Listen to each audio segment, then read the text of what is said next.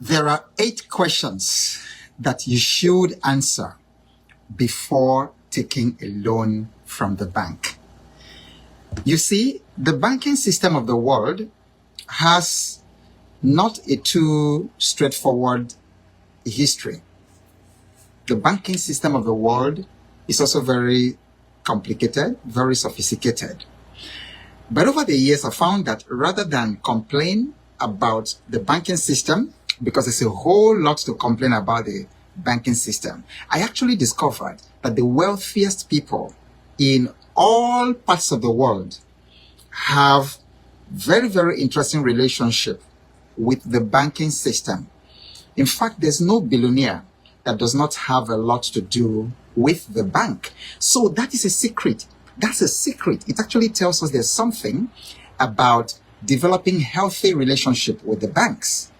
There's something about developing healthy relationships with the banks. So when you're talking about the multi-millionaires in the United States and the billionaires, they have a lot to do with the banking system. You come to Africa, you look at all those billionaires, multi-millionaires in Africa, they have a lot to do with the banking system. They have relationship with the banking system. So it dawned on me that there's a level of wealth that you can't reach unless you understand the banking system and then you make the banks your wealth partner. What I said is actually very deep, but it may not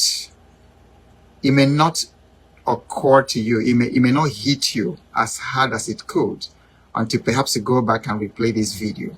So what I'm saying is the banking system of the world has its sophistications, has its mysteries, has a lot of question marks. The banking system and the history of the banks also has the banks also have checkered history. And even today, the way the bank operates is a mystery to a lot of people, including the bankers themselves. Many of them who work in the bank do not even understand how the banking system works. But I'm saying that there is a level of wealth you cannot attain in this world without a measure of relationship with the bank. Because banks are actually supposed to be our partners in wealth. Even though in many developing countries, it doesn't appear that way. But you see, the richest man in Africa, Aliko Dangote, he literally dines and wines with the bank. It's not possible for him to become the richest man in Africa without relationships with banks, local banks and foreign banks. I also worked with Shell and with Chevron, and it's also interesting to realize that these multinationals have very, very powerful partnerships with banks. As big as they are, without banks, they can't even function. They need banks to fund their projects. They need banks to pay the tens of thousands of their employees to facilitate that. They need banks for a lot of things. So I think we need to start taking a different look at the banks and what they stand for and how banks can help us, because I'm beginning to rediscover why having a healthy relationship with my bank is a very important wealth building strategy. So borrowing money from the bank can be one of the most powerful things, financial tools for growing your wealth. Yes, it is. Okay, so the world's wealthiest individuals have solid relationships with banks. They understand that borrowing wisely can provide leverage, because that's actually when it comes to building wealth. One word that each of us needs to get familiar with is leverage. It's leverage. A couple of years ago, I actually sat down and thought that it would be a nice thing after some time for me to have a private jet. And then I looked at the private jet that I was interested in. At the time, it was going for $80 million. And I said, all right, if I was to save $80 million at the rate I was earning income at the time, I calculated that it was going to take almost 300 years before I could save $80 million to buy a jet, to buy a private jet. it was going to take me at least 270 years at the rate that I was going. And you and I know that there's no way I'm going to be here in 270 years' time. Now, that is where that word, leverage, comes into play. Many of us are not able to accelerate our income because we don't have leverage. You know, you're earning $100 a month, which is a lot of income, you know, in many cities in Africa and developing parts of the world. $100 a month. So you find that you can't save from that money to buy a house. Because here, for instance, in Nigeria, you buy a house cash. There's no mortgage. And the houses are very expensive. Some houses cost some houses in Lagos cost up to equivalent of 500,000 US dollars. Some cost as much as 1 million US dollars. And then there are high-end homes in some parts of Lagos that cost 2 million, 3 million, even $5 million. Very expensive homes. But just take $500,000 and then you're earning $100 every month. When are you going to be able to save enough money to buy a house of $500,000? So I'm emphasizing that word leverage. In fact, everyone type leverage. Type the word leverage, okay? Leverage. So in building wealth, that is one of the most important words to get comfortable with, leverage. And in this year, as you look for opportunity, what you should be looking for is what's going to give you leverage. Building wealth, accumulating wealth needs leverage. And so leverage is one of the things one of the ways you can get leverage is through a relationship, very healthy, solid relationship with the bank. Okay, I have had a not too good experience borrowing from the bank, which is why I'm making this out of personal experience. Because while borrowing from the bank can provide you incredible leverage, borrowing from the bank also has a lot of risks. And I fell into that risk of borrowing from the bank. It hurt me deeply. In fact, the money I borrowed from the bank went bad and it set me back financially by many years. It set me back financially by many years, by up to 10 years. So while leverage is important and then the banks provide you leverage, it's also important to be aware of the risk that borrowing carries. If you don't know what to do with the capital and you borrow it, it can actually destroy you.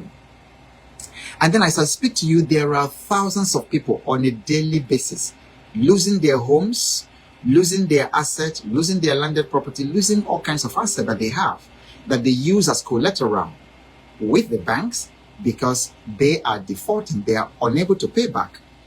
So a bank loan is a two-edged sword. It can provide you leverage to accelerate and multiply your wealth. It can also be a very, very risky thing to do.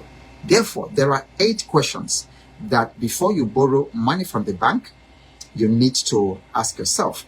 At that point in my business where I am considering to borrow money from the bank. The last time I borrowed money from the bank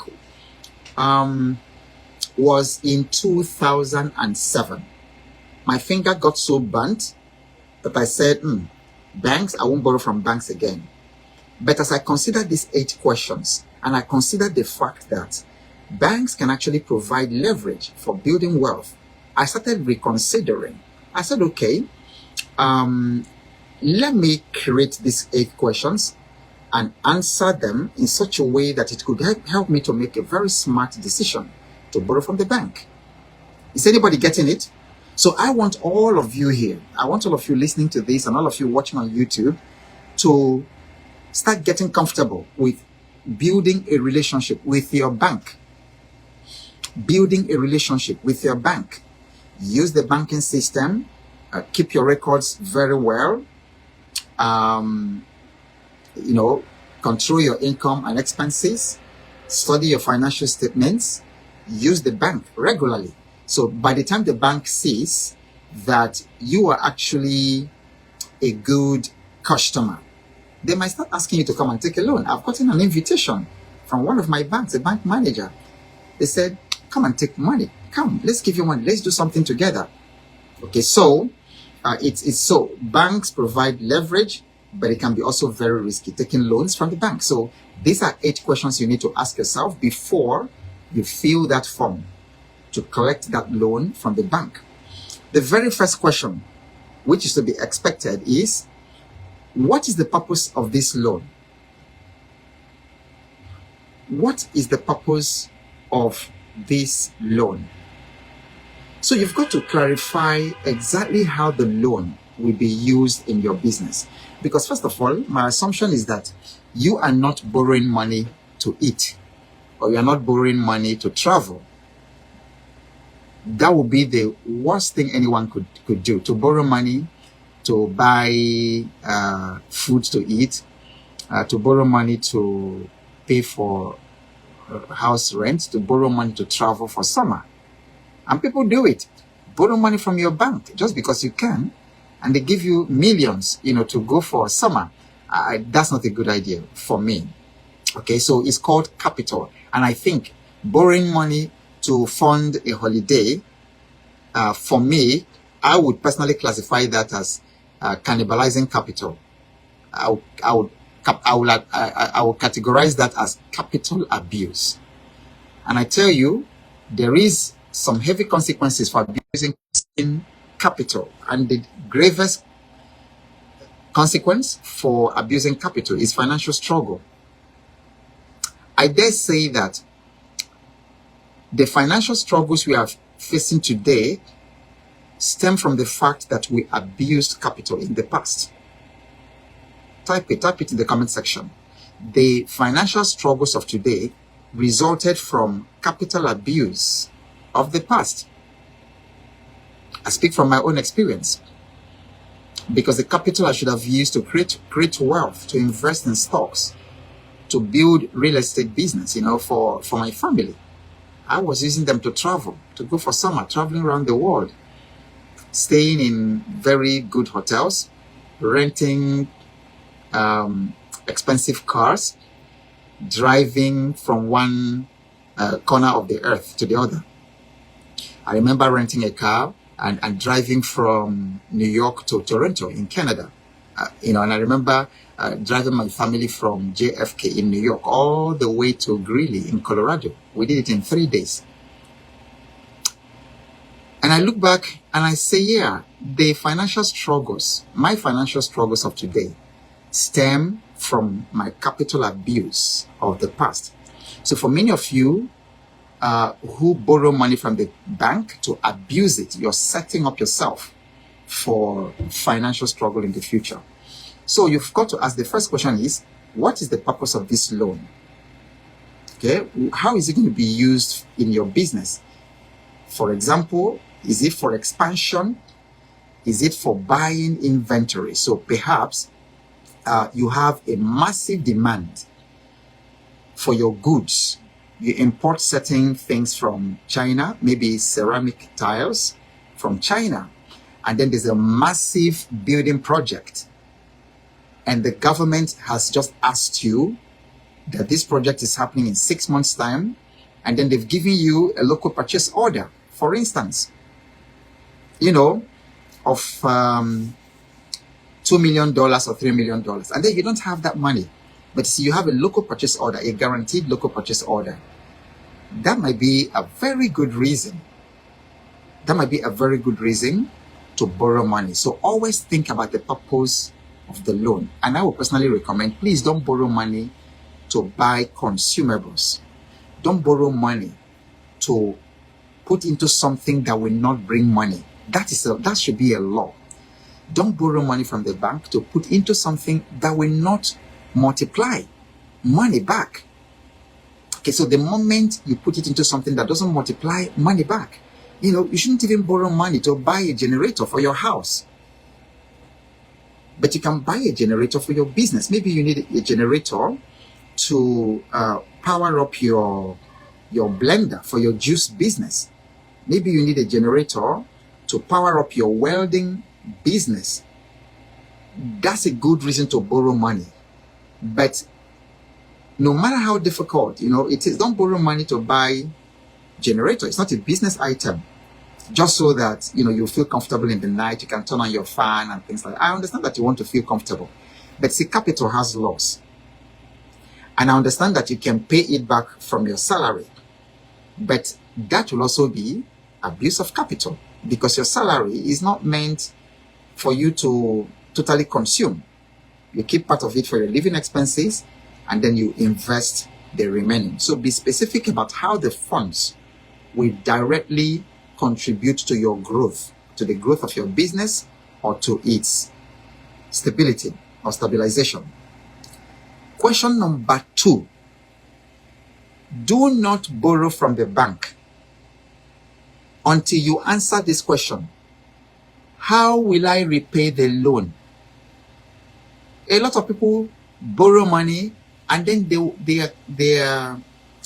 they think they will repay.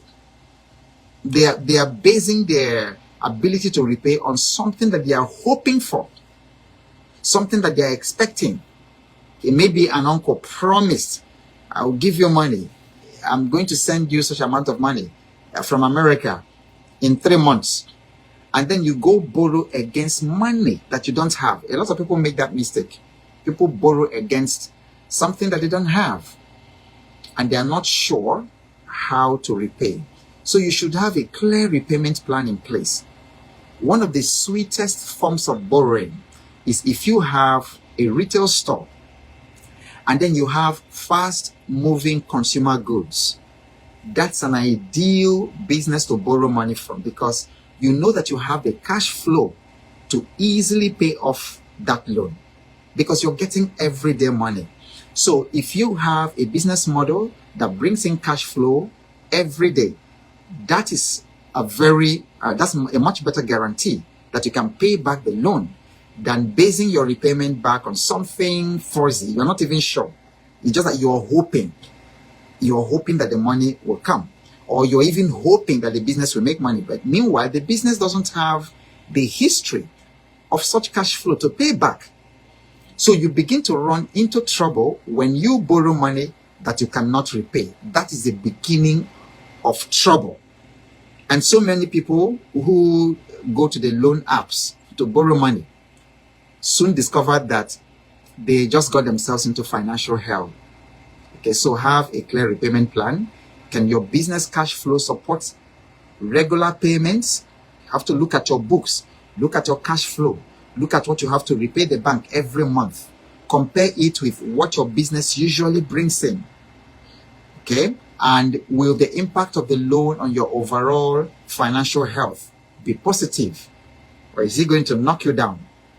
So that's question number 2. Question number 3. What is the interest rate and how much will I pay over the life of the loan? So assess the interest rate offered by the bank. I don't know which country in Africa, maybe Namibia. I think Namibia, and probably Botswana. I don't know which country in Africa actually offers single-digit loans.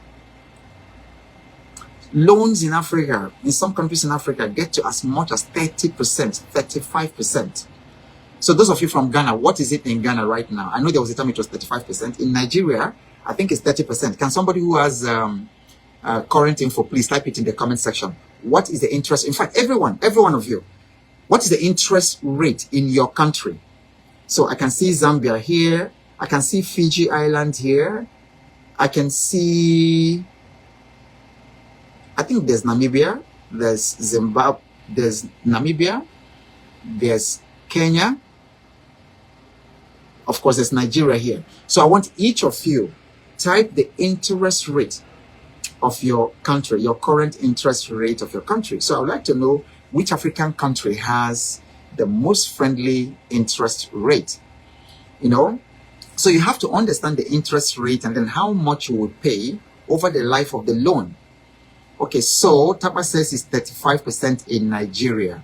All right, I need some other countries. So that's a lot of money. 35% per annum in Nigeria. So that means that if you borrow 10 million naira in Nigeria, you are going to pay a total of 13.5 million. That's what it means.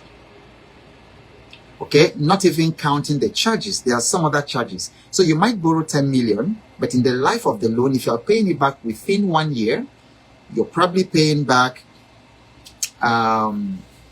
about 13.5 million. That's technically what that means. So you have to actually know if you're paying it in 2 years' time. If you're paying it in 2 years' time, you have to calculate how much that loan is going to be in 2 years. If you are paying it over 3 years, you really need to know. It helps you. Okay, assess the interest rate offered by the bank, the total cost of borrowing. So the total cost of borrowing, it might not just be the interest rate. There might be other costs. And then, so that you can check if the terms are favorable to your business. High interest rate, like this one you're writing here, 35%, can make borrowing very expensive, more expensive than anticipated. It can create issues for your business. So that's question number 3. You need to see the end from the beginning. What you're borrowing today, what is it going to be total? And there's usually a spreadsheet that the bank can give you to see how your interest and then your loan goes over, how you pay it back over 1 year. And I think that there is a way that if you are paying a certain principal and a certain rate over the month, there is a way that the amount of money that you pay overall varies. Okay. Victoria says, even in the UK, it is between 12 to 30%, depending on the amount and the payback period. Wow. That is huge. Victoria, that is huge. Olaoluwa says, I can get 20% per annum in Nigeria. That is amazing. But Peace says it's actually 35%. Takwa also confirms that it's 35% in Nigeria. Olaoluwa, I think we'll be very happy if you can tell us how you get 20% in Nigeria. Let us know, okay? How you get 20% in Nigeria. That sounds a little bit ambitious. Okay, that's question number 3. Question number 4. Do I have sufficient collateral or assets to secure the loan? This is important because most banks, at least in this part of the world, in fact, any part of the world, people have to check, like in the United States, in advanced countries, they check what they call your credit worthiness. And basically, the layman's whatever to credit worthiness is, are you credit worthy? If we give you this loan, are you going to be able to pay back? But in our part of the world, you have to put down some kind of collateral, right? So it could be your property, it could be some equipment, some very valuable equipment. You know, some of these banks take different kinds of assets as security. You can also use your investment in the stock market. You can use your investment as collateral, you know, to borrow money from the bank. And then many of you don't actually know that.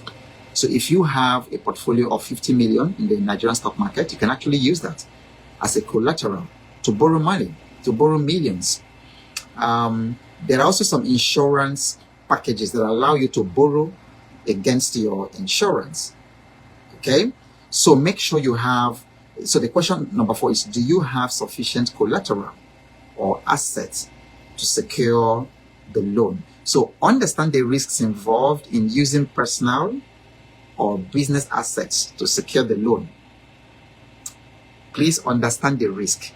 Many people have lost their homes to banks. Many people have lost their houses to banks. It's a very sad case I knew. Very sad case. It was my mentor who told me that a couple of years ago. The person fell into some kind of emergency and then borrowed 60 million of those days against his house that he built maybe like 20, 30 years before that time. He was really doing very well. And he defaulted. And the banks came to possess the house. And meanwhile, the house had a valuation of about 250 million, and they were auctioning it off usually among themselves, for 60 million. So please understand the risk in using either your personal asset or your business asset to secure a loan. Question number 5. What is the loan repayment term and schedule? Understand how long you have to repay the loan and the frequency of payments. Will the repayment terms match your business revenue cycles? Some loans require that you pay them monthly. Some loans require that you pay them quarterly. Different terms of repayment. Some loans might require that you pay them, weekly or every fortnight. So you need to be able to understand that repayment cycle, the repayment term and schedule, so that you can align it. You can see if it aligns with the way your business makes money. Because if it is monthly, but your revenue comes quarterly, the bulk of your revenue comes quarterly, you are going to have challenges, okay? So make sure, ask yourself, how often will you need to make the loan repayments? Can your business handle monthly, quarterly, or weekly repayments? So you need to look at that. And your accountant, of course, can help you to align your cash flow with the repayment terms. Question number 6. What impact will this loan have on your business's creditworthiness?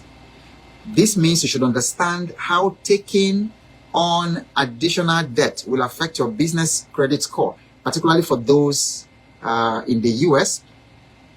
But right now, it's also becoming a thing, like in Nigeria and parts of Africa, because we have credit bureaus all over the place right now. Because before, somebody can go to one bank and borrow a lot of money, and then go to another bank and borrow a lot of money again, go to a third bank and borrow lots of money. And then what does he do? Because some of our people borrow without the intention of paying back, then they escape from the country. Or like in one very hilarious case, the person declared himself dead or something because he didn't want to pay back. So they run away from the country. And then they have borrowed from 3 banks and not paid back. And then even if they don't run away from the country, next time they still go to borrow. You could get away with things like that before. But right now there are credit bureaus and the banks share data. And they share data. So it's not going to be business as usual, where you just borrow money from different places and then you use the same collateral, to do that. It's no longer business as usual. So you have to think about the impact on your integrity and also on your credit worthiness. Number 7, how will the loan affect my profit margins and pricing strategy? What does this mean? Analyze whether the loan will increase your expenses due to the repayments. And then, if that is the case, will you need to increase your pricing or adjust your cost structure in the business to accommodate the loan repayments? If you raise your prices, will your customers react? Because you see, if you borrow that money and then you are passing on the cost of the capital, the cost of borrowing on your customers, will they react? Will they abandon your business and go to buy elsewhere? Because you are passing the cost of your borrowing to the customer. So you have to think about that. How it's going to affect your profit margin. All right. So that you'll be able to pay back. So sometimes you may need to raise your prices, but you have to check that your customers are willing to buy at higher prices. Question number 8, and then the final question. Do I have a clear exit strategy or contingency plan? This is important before you borrow the money. To answer that question, do you have a contingency plan in case your business faces difficulties in repaying the loan? How do you fall back? Because if the business fails, from my experience, the banks are not going to say, oh, okay, we understand. Things are very hard. The economy is difficult. We understand. No, they are going to come after you. They'll collect their money. One of my clients, they came after him. The first thing they did was seal his business, seal the premises. And then eventually they possessed the business. I don't know what they did with it. So the guy lost the business because he couldn't pay back. So the banks don't play with their loan. They might be very friendly with you. When you go, they'll be smiling. But the moment you default once and default a second time, these same people who are smiling, they will become beasts. So you have to ask yourself, if the business fails or has difficulty repaying the loan, what will you do? If the business does not perform as expected, or you face some unforeseen challenges, maybe armed robbers came and then, boggled your business or robbed you or something. Maybe a major vehicle that you use for your operations has accident. Things like that happen. And you needed to replace trucks. That increases the cost of your business. And then if you buy trucks, you may not be able to repay this loan. What are your contingency plans? You really have to plan, because things do happen. Things do happen. Now, when you ask this kind of question, that is also where you can think about insurance. Okay, so if you're in logistic business, because I had someone who came to me for financial advice, for business advice, but he was coming too late. It's like people who wait until the patient is almost taking the last breath before going to the hospital. He had 2 tankers, diesel tankers that supplied diesel to neighborhoods, to estate. This guy was doing very well. He was in money. He was doing very well. Then something happened, and a fire accident destroyed those 2 trucks in one fell swoop. The guy got into depression instantly. So when he came to my office, the first question I asked him was, okay, no problem, these things happen. So do you have insurance? Did you insure these 2 vehicles? Guess what? The guy said no. He said no. So how can you not insure the critical asset, the critical infrastructure in your business, the thing that actually brings money, the main thing? He didn't insure those vehicles. And guess what? He took facility from the bank. That's a terrible, terrible situation. I felt really sorry, for him. So think about all the kinds of things that can go wrong if you're in agriculture, bad weather, all kinds of things that can go on. Instability, economic instability. Some people borrowed money in dollars. They brought in money in dollars to do business here in the country. Then they were paying back from the revenues and sales they were making in the naira. Then when the value of the naira crashed terribly, it became literally impossible for these people to pay back the loan, because the loan you borrowed, you took $1 million when the dollar was 400 naira. So the naira equivalent was 400 million. Okay?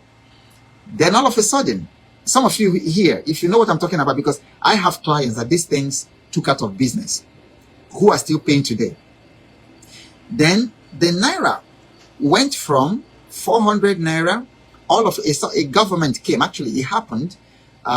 They took these loans, for instance, when the naira was under 200 naira, it was 190 or 160 at the time a particular government was going. Then when one government came in, another government came in. It was actually Buhari's government, just came in. This thing went from about 150 naira to the dollar all the way overnight to 300. While people were still recovering, it went to 400 and something. So something that they borrowed when the naira was 150, they borrowed $1 million, so it was $150 million. Overnight, that money became 400 million, like 3 times what they had borrowed.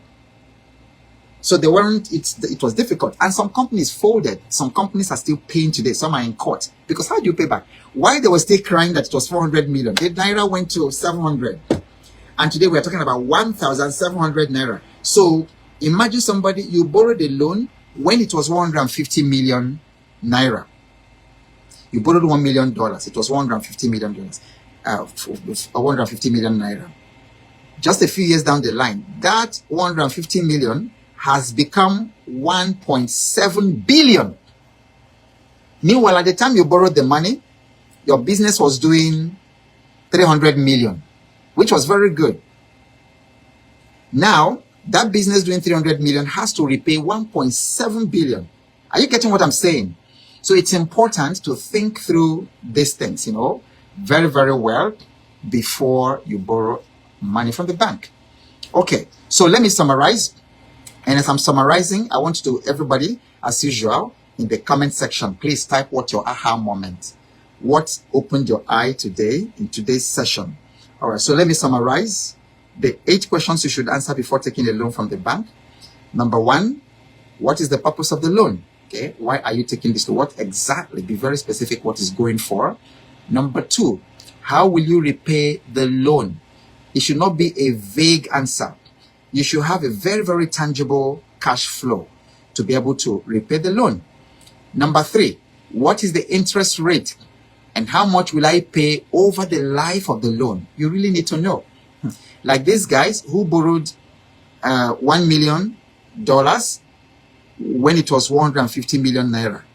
Now, over the life of the loan, with all the inflation and all the devaluation, that 150 million that they borrowed over the lifetime is ending up like 3 billion or 4 billion. So you need to know. Number 4, do I have sufficient collateral or assets to secure the loan? Number 5, what is the loan repayment term and schedule? I need to know so that I'll be able to align my revenue cycles with the payment terms. And then many times these payment terms can be negotiated with the bank. Number 6, what impact will this loan have on my personal credibility, my personal integrity, and also on my credit worthiness? One of the most fantastic stories, fantastic true stories, business stories that should be in textbooks on business ethic was when GT Bank gave a Nigerian businessman, Koscharis, 32 billion naira of those days, not today. 32 billion of those days without signing anything, without collateral, without anything. That business went bad. I don't know the story, but I think he borrowed it. He took that money to help somebody, a kingsman, who now messed up the money. Now the bank came after him. The banks came after him. And then his people were like, well, there are no papers signed, there's no whatever, so you are not obliged to pay these people back. The man said no, he would pay back, and he paid back all that money. That's a man that keeps his word. His name is Cosmas Madoka, the Koscharis business guy, and he's someone I will encourage you guys to follow, and follow the young entrepreneurs in Africa. Find the guy, follow him. That's a great example of how business should be done. Okay. Question number 7. How will the loan affect my profit margins and pricing strategy? Will that loan repayment force me to increase prices? And if it's so, will the customers be willing to pay that price, to pay that new price? Otherwise, my business is going to run into trouble if the customers shun my business and go for competition. And then number 8, do I have a clear exit strategy for our contingency plan? So if something happens along the way, something unexpected in the business happens along the way, what do I do? What fallback do I have? So you have to think through these 8 things. And then if you have great answers for them, you should have confidence to walk into the bank and borrow the money to grow your business. Okay, so let me look at your aha moments. Oh, Olaoluwa said it was Access Bank, not GT. Oh, okay, my bad. I actually thought it was GT. GT Bank. Okay. All right, thank you very much for that. Access Bank. Thank you, Ugama. Thank you. It was Access Bank. I'm glad that story has I'm glad that story has permeated our business community. That's a very good example. Okay, Ogama Obed says the positive and negative side of borrowing money from the bank. I don't know before. Okay, you didn't know that before. Okay, you're welcome. Excellent. Okay, aha moments. Kisomtochku says, think critically before taking up a loan. Okay, very good. Very good. Keep your aha moments coming. Aha moments. What are your aha moments? What are your eye openers today? Okay. And then what questions do you have? If you do have questions, you can type them, and then we can always follow up. We still have about 800 days. 800 days to do this. Don't even wait for advertisement. Every evening, I will always be here. Okay. All right. Victoria Coca says, using bank loans for pleasure, God forbid. Absolutely. Very good. Don't cannibalize capital, because capital will punish you if you abuse it. Very good. Joseph says, don't borrow money to put in something that will not bring money. Absolutely. Helen says, bank loan can be a leverage. Yes, if used very well. I agree totally. That's a massive leverage that all of us should build the skills to use in growing our wealth. Don't forget my example. When I sat down to calculate how many years it was going to take me, at the rate I was earning money, how many years it was going to take me to buy my dream private jet that was $80 million. And at that time, I calculated about 270 something years to do that. But the leverage, financial leverage, can make it easy. Okay. All right. Godwin says, what's your aha moment? Okay. Godwin, the brain says, your teaching is changing my life. Yeah. Oh yeah. Great. Thank you for letting me know. That's my, that's my vision. Okay. Fantastic. Too much a fizzy. I like your name. Says, my aha moment is don't take a loan to fund frivolities. Okay. Fantastic. Abraham says, needless borrowing without financial structures. Very true. Victoria says, but the interest rate on savings is low. Yeah, I wouldn't, I'm not sure where this is coming from, Victoria, but I wouldn't borrow to save. I wouldn't borrow money I wouldn't put money in the bank and leave it there. I am all for investing. All right, Fabian says, with this analysis, I don't think loan is a wise thing. Cosmos once said, goods loan is the best. Very good. Yes. One of the episodes we're going to talk about alternatives to borrowing money. So there's something we call supplier funding, and there's also customer funding. And then he says, bank loan could be a good or bad one depending on the use we put it to. Very good. Samuel says, I was planning to take a loan.